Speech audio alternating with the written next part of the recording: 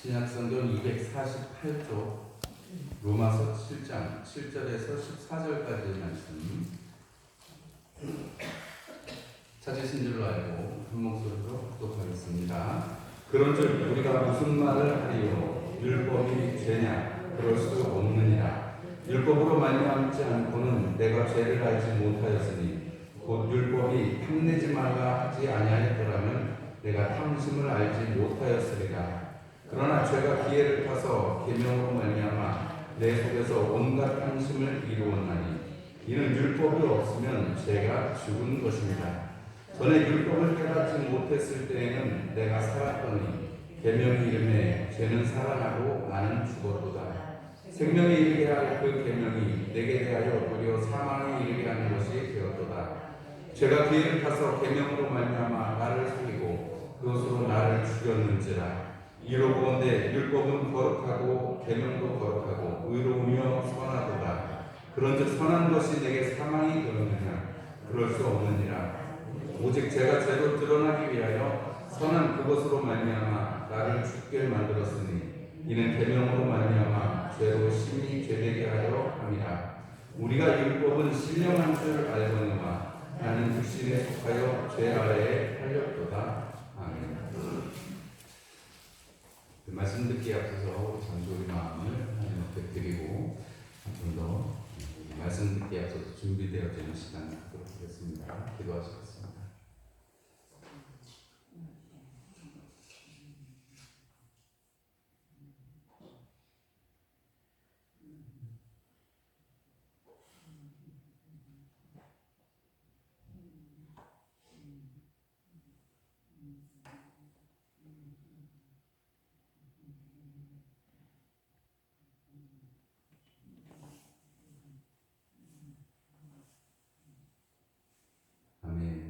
우리 옆에 있는 분들이랑 인사 나누시겠습니다. 반갑습니다. 안녕하세요. 반갑습니다. 우리 멀리 있는 분들한테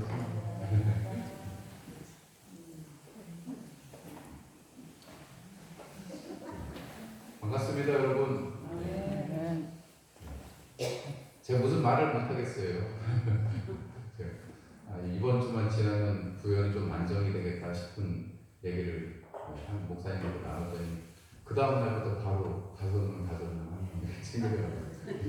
제가 뭘 아닌데 제가 생각하기를 이번 주만 지나면 뭐 지금까지 조용했으니까 이제 부연은 좀 조용해지겠다 싶었는데 11명이 새로 생겼습니다. 여러분들 아시다시피 저기 부여에서 공주 나가는 길에 있는 그쪽 동네에 있는 그 주간보호센터라고 어르신들이 이렇게 애들 유치원 가는 것처럼 어르신들이 이렇게 가셔서 이렇게 낮에 시간 보내시는 그런 곳인데 거기서 이제 아마 좀 이렇게 걸리는 계신 것 같아요. 그래서 같이 이렇게 모여서 생활하시니까 아무래도 10명이나 이렇게 확장된 것 같습니다. 근데 그래서 다시 또 2주가 우리 연장이 됐습니다.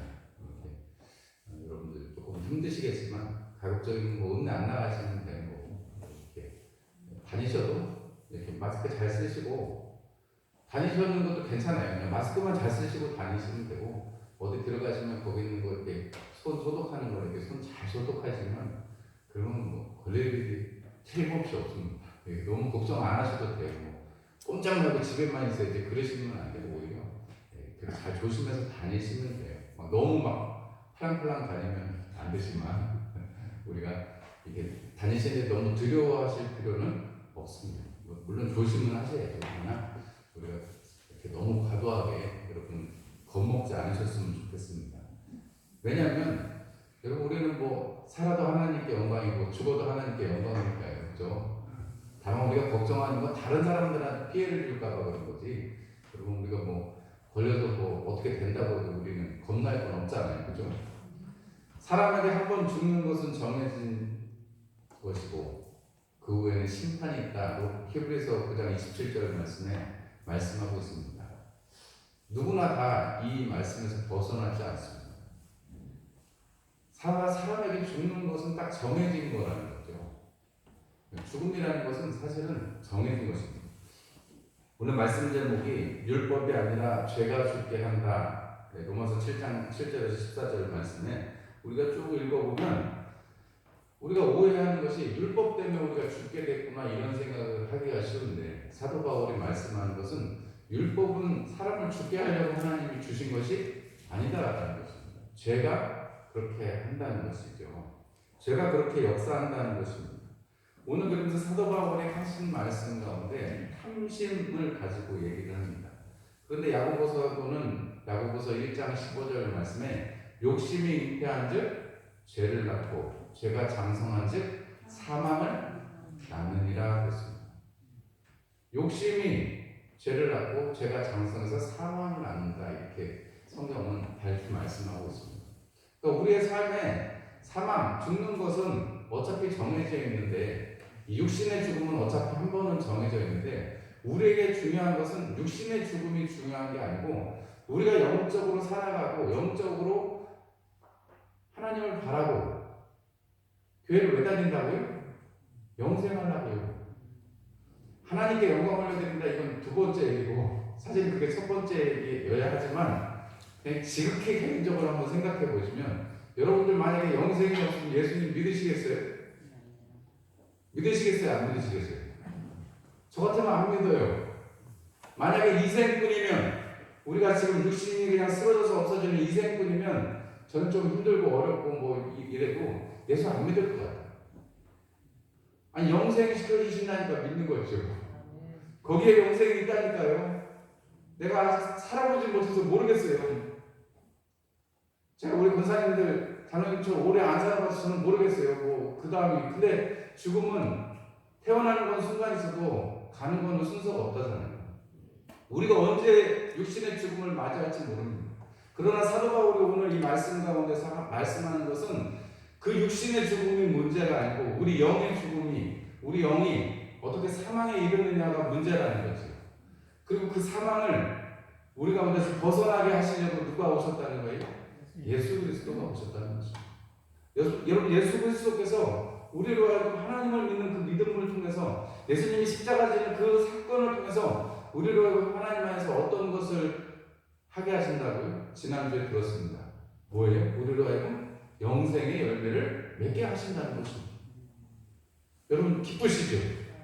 제가 지난주에 우리가 막 힘쓰지 않아도 하나님의 열매는 맺어진다고 말씀드렸습니다.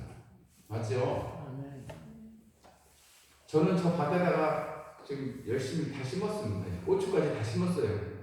열매를 맺으려고 퇴비도 사다 놓고 비닐도 잡초 뽑아내는 거 귀찮아서 비닐도 쳤습니다. 그리고 물도 가끔가다 이렇게 며칠에 한 번씩 여기서 비가 안 와서 물도 줍니다. 열심히 노력을 해요. 그러나 여러분 그것을 자라나게 하고 열매 맺게 하시는 분은 하나님이십니다. 제가 거기 뭐 얼마나 더 크게 막 자라게 할 수 없어요.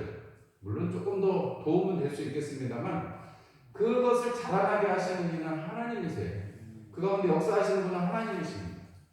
제가 저기다 다 이렇게 이번에 밭을 새롭게 또 만들면서 이렇게 옮겨 심고 막 이러니까요. 어떤 거는 잘 사는데 어떤 거는 조금 시들시들해서 제가 뽑아버렸어요. 똑같은 작물인데 제 생각에는 그게 햇볕에 있냐 햇볕에 있지 않냐의 문제 같아요. 그게 제 생각입니다. 햇볕을 내가 받냐 못 받냐 물론 밝으니까 빛을 받는 것 같은데 제가 이렇게 똑같은 거 세 줄을 이렇게 심었는데요. 맨 안쪽에 있는 계속 그늘에 있는 걔네만 시들시들하고 이렇게 이파리가 안 살아나더라고요. 신기하대요. 그래서 자꾸 이 햇볕을 직접적으로 보는 게 이렇게 중요하구나, 작물한테 이렇게 중요하구나 이런 걸 깨달았습니다. 여러분 우리가 하나님의 성령께서 우리 안에 계시는데 그 성령께 우리가 의지하고 감사하다고 고백하고 성령님 나를 인도해 주세요 하면 여러분 그러면 우리는 더 마치 양재 심은 식물처럼 더 힘차게 자라날 수 있을 것 같아요. 우리가 음지에 있는 것처럼 그냥 이렇게 밝으니까 어느 정도 자라겠지. 작년에 보니까 그 그늘에 있는 것들은 많이 못 자라요. 오이가 그랬고 다 그늘 쪽에 있는 건 잘 못 자랐어요. 근데 햇볕에 있는 거는 뭐 다 아시는 내용이지만 너무 잘 자랐어요. 여러분 우리가 하나님께서 우리 가운데 율법을 주신 이유는 그 율법을 통해서 죄가 어떤 것인지를 깨닫고 그 죄 가운데 우리는 결단코 할 수 없는 일, 살아나는 일을 우리 가운데 가르쳐 주시려고 하신 것입니다. 율법으로는 여러분 죽는다는 사실만 가르쳐 주지 거기서 산다는 방법은 가르쳐 주지 않습니다. 사도 바울이 말씀하기를 율법으로는 죄를 깨닫는다라고 로마서 3장 20절에 말씀하고 있습니다. 이미 선언했어요. 율법은 죄를 깨닫는 것이라고 했습니다. 그런데 그 율법을 통해서 우리가 생명을 깨달으면 여러분 누구에게나 여러분 예수 그리스도를 믿는 그 믿음 안에서 우리에게는 생명이 있다라는 것을 우리는 알게 되는 것입니다. TV 프로그램 중에 개는 훌륭하다 이런 프로그램이 있더라고요. 지나가다 제가 한두 번 봤는데 개를 이렇게 훈련시키는 그런 프로그램이죠. 개가 이제 뭐 싸나운 것도 있고 좀 근데 그 훈련하는 강영국이라는 그 훈련사한테만 가면 이렇게 조금 훈련이 되는 그런 지점이 있어요. 근데 여러분 거기 뭐 여러 가지 사람들이 뭐 위로도 받고 좋아도 합니다만은 뭐 애완동물에 대한 뭐 호불호는 그런 거는 둘째치고 제가 드리고 싶은 말씀은 그 개들 있잖아요. 거기 맹견이 나오잖아요. 가끔가다 맹견이 나오는데 큰 개들이 나오는데요. 큰 개가 맹견이 나와도 여러분 이 훈련사가 몇 번 딱 하거나 주인이 이렇게 훈련을 시킬 때 딱 보면요 그대로 복종을 합니다. 조금만 훈련이 돼요. 왜냐하면 저 사람이 내 주인이고 저 사람이 나보다 힘이 세다라고 인정을 하기 때문에 그렇습니다. 그런데 그런 과정을 밟으려면 그 개한테 그 훈련사가 하는 내용이 있어요. 일정 수준의 어떤 법칙을 얘기합니다. 이렇게 행동하세요. 이렇게 행동하세요. 뭐 이럴 때는 반응을 보여주세요. 이럴 때는 반응을 보여주지 마세요. 하면서 자세하게 설명을 해줘요. 어떤 법칙을 얘기를 해줍니다. 그러면 그 법칙대로 가면 그러면 어느 순간인가 그 개가 그 질서를 그 법칙을 받아들여요. 그럼 그 전에는 그 주인한테 떼깡도 부리고 자기 마음대로 하고 막 사람도 물고 이러던 그런 것들이 점점 행동이 좋아져가지고 바르게 됩니다. 그런데 여러분 그거는 동물이잖아요. 되잖아요. 힘이 자기가 약하다고 생각이 되고 내가 주인 말을 잘 들어야지 내가 먹고 산다 이런 생각이 동물한테 있으니까 있는 그런 일들이 벌어지는 거죠. 동물의 세계에서는 여러분들이 잘 아시는 대로 약육 방식입니다. 약한 거는 그냥 먹힐 수밖에 없고 강한 것은 먹을 수밖에 없어요. 강한 게 먹으려고 죽이는 걸 뭐라고 하지 않아요. 적자생존입니다. 힘센 놈만 살아남는 거예요. 살아남는 놈만 힘이 센 거예요. 그런데 여러분 사람이 어디 그런가요? 사람 살아가는데 그렇게 동물의 세계 같은 그런 논리로 살아가고 그런 식으로 살아가면 우리에게는 법이 필요가 없는 거죠. 무법천지 같은 거죠. 율법이 사람을 죽게 하는 게 아니고 죄가 사람을 죽게 하는 것입니다.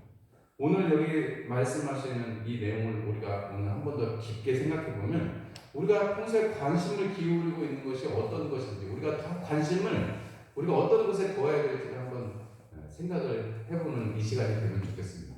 제가 아까 처음에 하나님 우리에게 영생을 주셨으니까 우리가 예수님을 믿지 안 그러면 어떻게 예수님을 믿겠어요? 무슨 이득이 있어서? 뭐가 있어서 예수님을 믿겠어요? 그래서 그 영생 주신 주님 앞에 감사하고 하나님이 나를 그런 존재를 만들어 주셨다는 게 감사해서 우리가 찬송하고 하나님을 섬기는 거죠.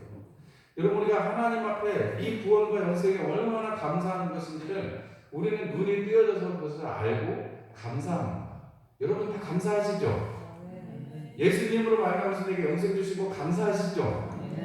내가 그 은혜 가운데 살게 되고 감사하시죠? 우리가 그것을 감사하면서 지금도 여러분들이 아멘이라고 하는 여러분 내가 그 말에 동의합니다. 내가 나도 그렇게 생각합니다. 목사님 말씀에 나도 동감해요. 라고 고백하셨어요. 여러분 우리에게 관심되어지는 것, 우리가 지금 집중하고 있는 것, 이 땅에서 잘 먹고 잘 사는 것도 물론 하나님이 주시는 복이지만 우리로 하여금 영생을 가지고 이 영생을 하나님의 자녀로서 살아가는 이 기쁨을 많은 사람들에게 가르쳐주고 싶어서 우리가 이 땅에 살고 있는 거죠. 또 하나님이 그것이 우리의 기쁨이라고 말씀하고 있습니다. 뭐 먹어보니까 참 좋더라고요. 어떤 걸 먹어보니까 좋은가? 제가 비타민C를 이렇게 열심히 먹어보니까 좋더라고요.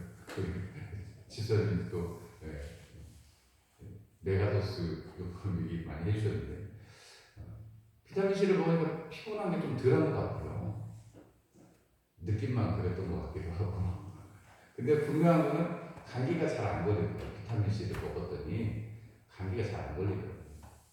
근데 여러분 건강해지기 위해서 또 그것을 먹어보니까 좋아가지고 효과가 있었어요.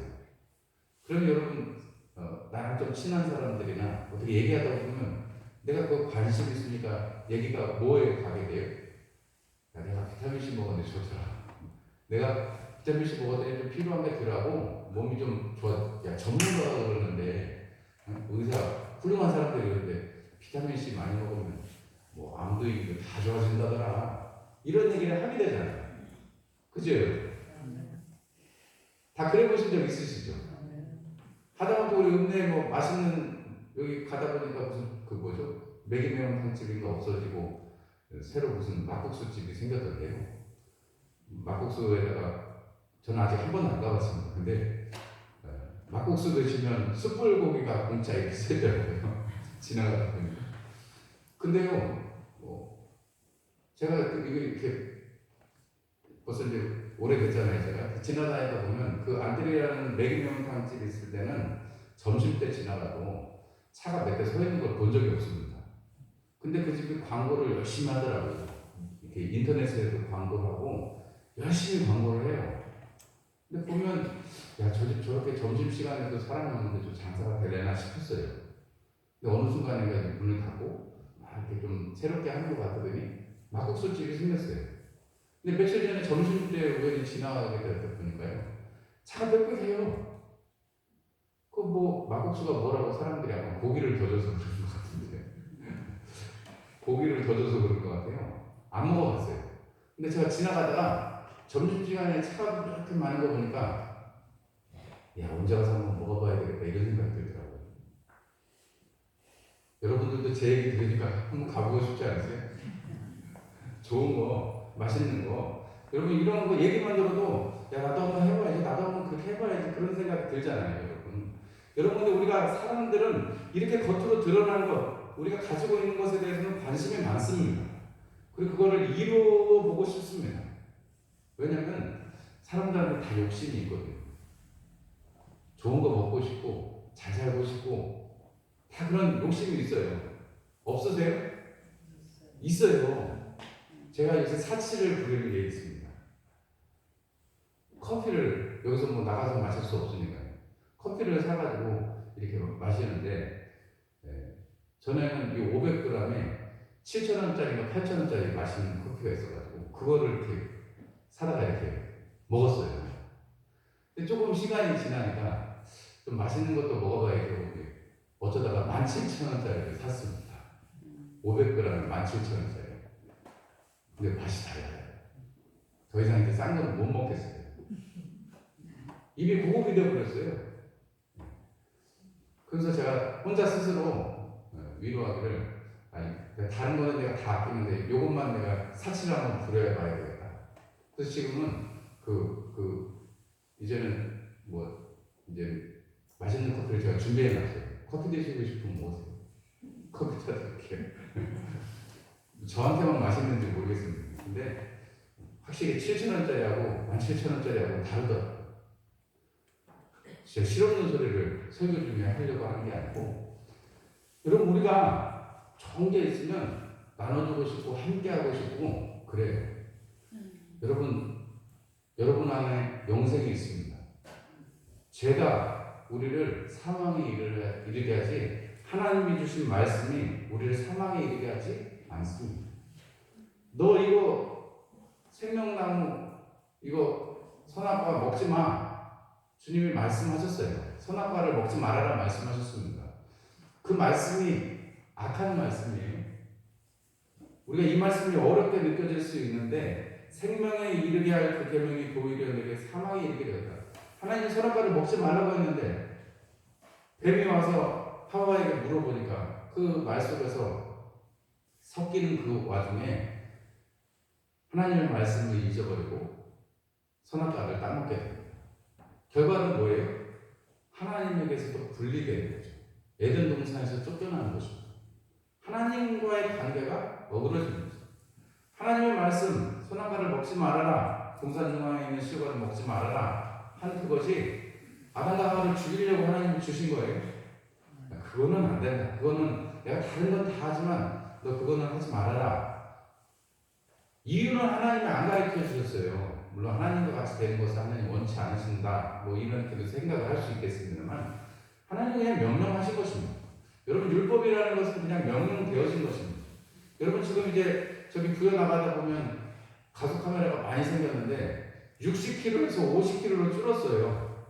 그런 거 아시는 분은 아시겠지만 그 50km 줄었는데 우리가 그걸 뭐 그냥 법으로 정해져 있으니까 우리가 지키는 겁니다.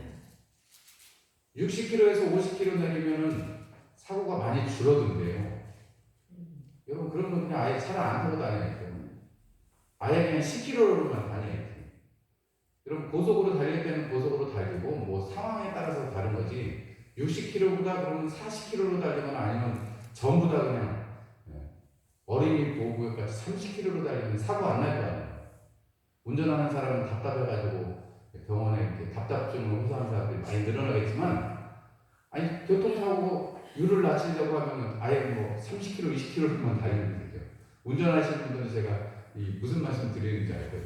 하다못해 운전 못하시고 그냥 타고 다니시기만 해도 그 법률이 30km, 40km 이렇게 되어버리면 달리는 맛도 없고 빨리 좀 가야 되는데 얼마나 시간이 더 걸리겠어요.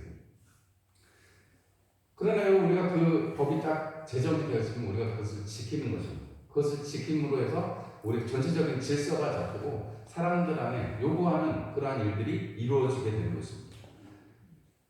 사실은 그 속도를 줄이는 것, 그래서 어떤 사람들은 뭐 나라에서 벌금을 많이 거두려고 이렇게 낮추고 이런다 이런 얘기도 하는데 뭐 실제적으로 벌금 액수가 많이 올라갔다고 하기도 해요. 경찰청에서 올해 이 우편 보내는 예산을 엄청 많이 올렸대요. 그만큼 올해 많이 딱지를 띨 모양인 건가 봐요. 30% 넘게 올렸다는데 뭐 그런 의도가 있는지 없는지는 모르겠어요. 그러나 그 법을 만들 때 취지는 사고를 더 적게 하고 사고가 나도 사람들을 살리려고 만든 것입니다. 그걸 만들 때 국회의원들이 앉아가지고 이걸로 벌금을 많이 떼면 벌금이 얼마만큼 들어오니까 나라 재정에 도움이 된다 이러고 만든 사람은 없어져요. 그 법을 만든 거는 왜 그래요? 사람들을 더 살리고 사고가 좀 줄어들고 좀 끔찍한 사고들이 줄어들게 하려고 만드는 것입니다. 여러분 하나님께서 우리에게 율법을 주신 것은 그 율법의 말씀을 통해서 율법을 통해서 하나님 안에서 살아가는 그 기쁨을 알게 하려고 하신 것입니다. 여러분 십계명의 내용들을 보면 십계명의 내용이 다 하나님에 관한 계명과 사랑에 관한 그 내용들입니다. 그것을 통해서 하나님께서 하시고자 하는 것은 내 안에서 그리고 너희들 안에서 하나님이 주시는 은혜를 누려라 하는 것입니다. 다른 것이 있지 않습니다. 거기 하나님께서 나한테 뭘 재물을 더 많이 바쳐라 이런 얘기 하신 적 있어요? 없어요. 하나님께서 요구하시는 것은 하나님과의 관계를 이루기를 원하시고 그리고 사람들과의 관계를 잘 이루기를 원하십니다. 물론 그 이후에 하나님께서 레위기나 이런 것을 통해서 제사법이나 이런 것들을 말씀하시긴 합니다. 그러나 하나님께서 십계명을 주실 때 너희가 이 계명으로 말미암아 살리라고 하셨을 때 여러분 그것이 다른 내용이 있지 않습니다. 하나님과의 관계, 너 자신과의 관계, 또 사람들과의 관계를 올바르게 하라 하는 것입니다. 오늘 사도 바울이 특별히 탐심이라고 말했는데 이 탐심이라는 것 한 가지만 생각해도 여러분 욕심내지 말라고 했는데 욕심이 잉태하면 죄가 자라고 죄가 장성해서 사망을 낳는다는데 여러분 욕심 없이 사는 분 있으세요? 그 욕심 없이 산다는 것 자체가 욕심입니다. 철학적으로 생각을 해요. 논리적으로 생각해 보면 나는 욕심 없이 살려고 노력해. 그거 자체가 욕심입니다. 오늘 이 사도 바울이 율법이 아니라 죄가 사람을 죽게 하고 그 욕심, 그 죄, 율법은 그것이 욕심이라는 것을 밝혀주는 것 뿐이라는 것입니다. 여러분, 율법이 우리가 오해가 되는 것은 그 죄가 사망을 낳게 하는데 마치 율법이 사망을 낳게 하는 것처럼 사단은 언제든지 우리가 하나님의 말씀 때문에 그렇다라고 생각을 하게도 한다는 것입니다. 여러분, 은혜가 많아도 여러분 오히려 책망받는 경우도 있습니다. 화 있을진저 베세다야 고라시나 말씀하시고, 너네에게서 행했던 그 많은 권능을 내가 차라리 다른 동네, 너네 싫어하는 동네 가서 했으면 그 동네 전부가 하나님께로 돌아왔을 거다 라고 예수님이 말씀하십니다. 여러분, 하나님의 말씀에 임하면 그 말씀대로 살기를 사모하고 그 말씀에 하나님이 주시고자 하는 그 의미와 그 은혜들을 알아야 되는데, 여러분 그러지 않냐고 여러분 심판하고 정죄하고 이 일만 우리에게 남게 된다. 왜냐하면 율법만 있으면, 여러분 율법을 주고 우리 가운데 율법 가운데 살게 하시는 하나님의 그 사랑을 알면, 그러면 우리가 그 기쁨 가운데 거할 수 있는데, 그 하나님께서 주고자 하시는 나와의 관계, 너희가 사람들과의 관계를 잘 유지해라, 요거를 벗어나 버리면 여러분 그건 다 형식만 남는 거예요. 예수님께서 사람들을 책망하셨습니다. 너희들이 하나님께 고르반, 하나님께 드림이 되었다 하면 부모가 와서 나한테 달라고 해도 안 줘도 되는 핑계가 된다는 거예요. 하나님께서 제일 먼저 주신 계명이 뭐예요? 부모를 잘 섬기라는 거예요. 부모를 공경하라는 거예요.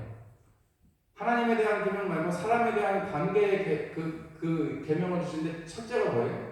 부모를 공경하는 거예요. 레위기 계속해서 하나님이 말씀하시는 것이 부모를 공경하라는 것입니다. 그런데 예수님 때에도 이미 하나님 앞에 드림이 되었다. 고르반하면 나는 엄마 아빠한테 줄 게 없어요. 이렇게 되는, 나는 섬길 여력이 없는데 이렇게 되는 거예요.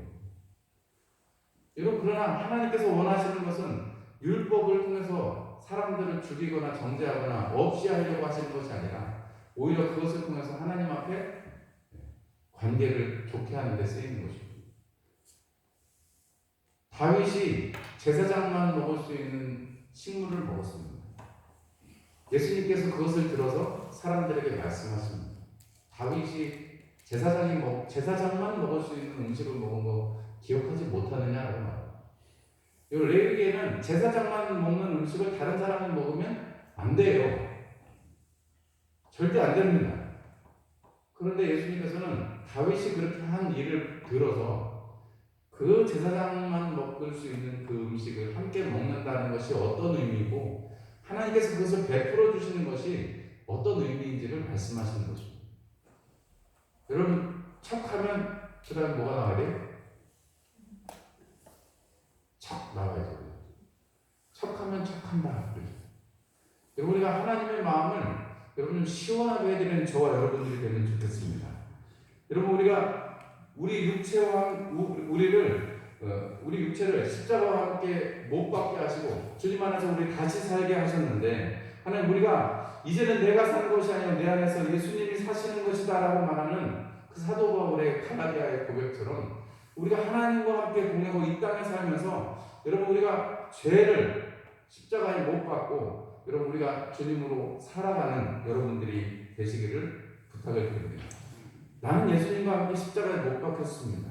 내 육체는 주님과 함께 십자가에 못 박혔습니다. 이게 참 어떻게 보면 어려운 얘기입니다. 육체를 입고 있는데 어떻게 내가 죽었다고 하느냐. 근데 사도 바울은 나는 날마다 죽노라 이렇게 또 얘기하죠. 고린도후서에 나는 날마다 죽습니다. 나는 날마다 죽습니다. 난 여러분한테 정말 얘기할 수 있는, 나는 날마다 죽습니다. 고린도전서 15장에 말씀하고 나는 날마다 죽는 거예요. 여러분, 그런 표현이 어떻게 있을 수 있을까요? 그거는 우리가 이 율법과 이 죄와의 관계를 알고 그것을 뛰어넘어서 우리가 오늘 예수라는 복음을 주셔서 십자가라는 그 사건을 주셔서 죄를 그 십자가에 못 박고 우리 육체를 못 박고 하나님을 향한 그 사랑과 우리가 깨어서 의를 행하고 우리가 살아갈 수 있는 은혜를 주신 것, 그것이 바로 하나님이 우리 가운데 원하시는 그 일이라는 것입니다.